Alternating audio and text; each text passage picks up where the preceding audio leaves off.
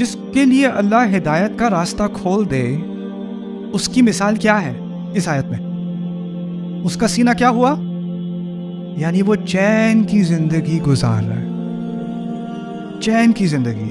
उसे बस अपने रब को खुश करना है और उसको किसी और को खुश करने में अपने आप को स्ट्रेस में डालने की ज़रूरत ही नहीं है। उसने ना किसी सोसाइटी के स्टैंडर्ड को खुश करना है, ना उसने अपने दोस्तों को इम्प्रेस करना है, ना उसने अपने बॉस को इम्प्रेस करना है। उसने बस किसे इम्प्रेस करना है?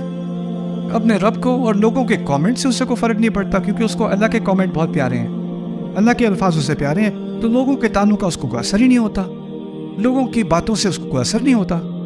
वो बिल्कुल आज़ाद हो चुका है, वो सांस ले सकता है, वो असल में फ्री है। और जो हिदायत से दूर जाता है, जिसने अल्लाह की नहीं सुननी, किसी को तो सुननी है ना, किसी की तो सुनेगा, कान तो फिर भी चलने हैं। अगर मैं एक हकीकत आप सबको बता दूं, अगर तो आप या तो आप अल्लाह के गुलाम हो या किसी और चीज़ के गुलाम हो, गुलाम फिर भी हो। कभी आपने सोचा है अगर आप जो भी करना चाहो करो, तो इंसानियत को खुली छुट्टी है कि जो करना चाहे करे, तो कंजम्पशन में, पीने में क्या ज़्यादा पीते हैं? शराब, ड्रग्स, यही करते हैं ना। शराब और ड्रग्स का असर क्या होता है? आपको हकीकत का अंदाज़ा नहीं रहता, आपको बात याद नहीं रहती, आपको पता नहीं होता आप कहाँ पे खड़े हो, आपकी सेंसेस ज़ाया हो जाती हैं। अगर आपको दुनिया एंजॉय करनी है, तो फिर अगर आपकी सेंसेस चली गई तो आप एंजॉय कैसे करोगे? सेंसेस तो आपकी गई कहीं पे। तो सवाल ये पैदा होता है, जो लोग दुनिया एंजॉय करना चाहते हैं वो ड्रग्स क्यों करते हैं? वो अल्कोहल क्यों लेते हैं? वो ये इन हरकतों में क्यों पड़ जाते हैं? वो इसलिए पड़ जाते हैं कि जब इंसान अपनी ख्वाहिशात की पैरवी करता है ना, और मैं मिला हूँ ऐसे लोगों से जो पैसे की कोई कमी नहीं, कोई रिस्ट्रिक्शन नहीं, जो चाहे करें और करते हैं। लेकिन एक वक्त आता है कि जब सब कुछ कर लिया तो फिर अब क्या करें? जिंदगी खुद एक कैद है, मैं इससे एस्केप होना चाहता हूँ। उससे एस्केप करने के लिए क्या करते हैं? Drugs, alcohol, and then drugs in alcohol, overdose करके मर भी जाते हैं। ये क्यों मर रहा है? इसको तो किसी खूबसूरत होटल में होना चाहिए था, किसी बीच में होना चाहिए था, किसी हेलीकॉप्टर में बैठ कुछ कर लेता यार। ये क्या कर रहा है? ये क्यों अपने आप को मार रहा है? क्योंकि सब कुछ करने के बाद इन सब में एक कॉमन एलिमेंट पता क्या होता है? इस जिंदगी का कोई फायदा नहीं, बेकार है, इधर कुछ भी नहीं है, सब खाली है। You know, emo music, some of you familiar with emo music?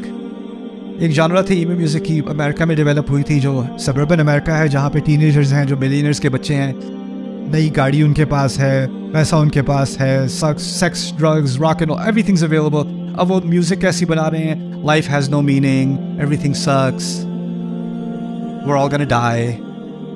और कपड़े कैसे पहनते थे वो हाई स्कूल जाके? पैसा उनके पास, दुनिया जहाँ का पैसा है, डार्क सर्कल्स बनाए हुए हैं आईलाइनर से आंखों के, और काले कपड़े पहने हुए हैं। डिप्रेशन, लाइक उनको देख के डिप्रेशन हो जाए। वो क्यों? क्योंकि सब कुछ ट्राई करने के बाद आपको दुनिया की हकीकत, अगर उसके पीछे कुछ नहीं है ना, आंखें बंद हैं, तो फिर बेचैनी ही बेचैनी है और कुछ भी नहीं रहा। सुभान अल्लाह, सुभान अल्लाह। हम समझते हैं लोगों के पास बड़ी आज़ादी है, ये सब कुछ फिल्टर्ड है, किसी के पास हकीकी आज़ादी नहीं है। मैं एक मुल्क में गया था, मैं नाम नहीं लूँगा, मैं चाहता हूँ लोगों की प्राइवेसी मेंटेन रहे। तो मैं एक प्रोड्यूसर के साथ बैठा हुआ था, वहाँ पर कुछ टीवी प्रोग्राम्स हम कर रहे थे।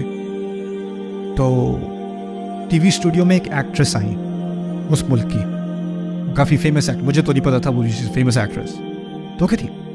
मार अली खान। उसे क्या, can I talk to you? मैंने कहा ठीक है, बात कर ले। कहते हैं वॉच, मैं आपकी वीडियोस देखती हूँ, मैं आपको फॉलो करती हूँ। मैंने कहा ओके, वो उसके इर्द गिर्द जो सारे उसके चमचे थे ना, वो भी कहते हैं उसको देख के यू वॉच दैट। वो भी हैरान, मैं भी हैरान था, लेकिन मुझे पता नहीं वो है कौन। ठीक है, कोई देखता है वीडियोस, दैट्स फाइन।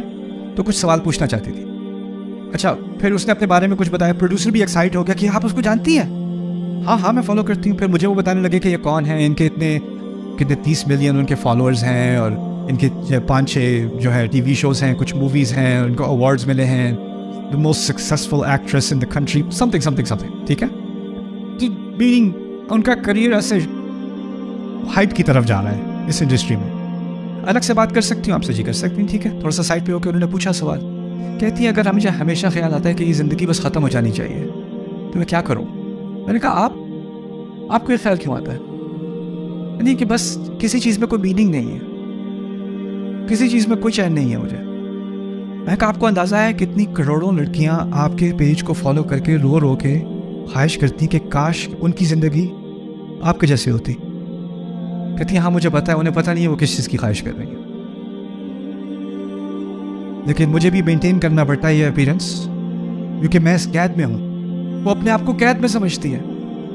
आप अंदाज़ा करो जिन लोगों को आप फॉलो कर रहे हो, क्योंकि ख्वाब देखते हो कि काश मेरी ज़िंदगी ऐसी हो जाए, और वो लोग दिन रात अपने आप को मारने का सोच रहे हैं।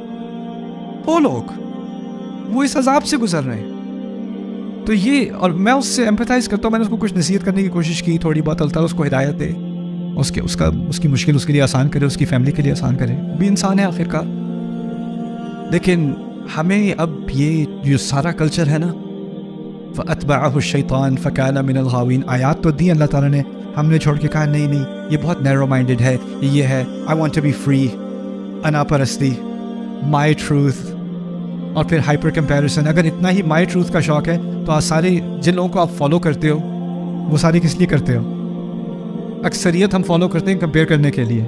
कपड़े उसके, घर उसका, शादियाँ ऐसी, हाउस ऐसा सुभान अल्लाह।